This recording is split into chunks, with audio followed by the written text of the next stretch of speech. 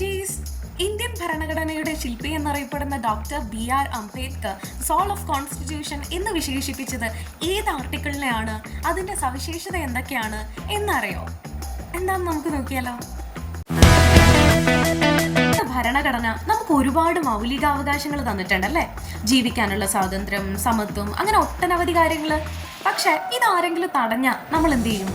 അതിനാണ് ഭരണഘടനയിൽ ഒരു മാന്ത്രിക ആയുധമുള്ളത്. That is we call the Soul of Constitution, Article 32. ഈ ആർട്ടിക്കിൾ വഴി നമ്മുടെ അവകാശങ്ങൾ ആരെങ്കിലും ലംഘിച്ചാൽ നമുക്ക് നേരിട്ട് സുപ്രീം കോടതിയെ സമീപിക്കാം.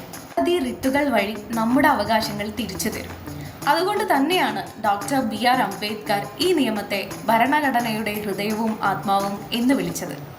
ചുരുക്കം പറഞ്ഞാൽ നമ്മുടെ അവകാശങ്ങൾക്ക് കാവൽ നിൽക്കുന്ന ഭരണഘടനയുടെ സ്വന്തം സെക്യൂരിറ്റി ഗാർഡാണ് ആർട്ടിക്കിൾ 32. അപ്പോൾ ഇതുപോലുള്ള അറിവുകൾക്കായി വീഡിയോ ലൈക്ക് ചെയ്യാനും ചാനൽ സബ്സ്ക്രൈബ് ചെയ്യാനും മറക്കല്ലേ.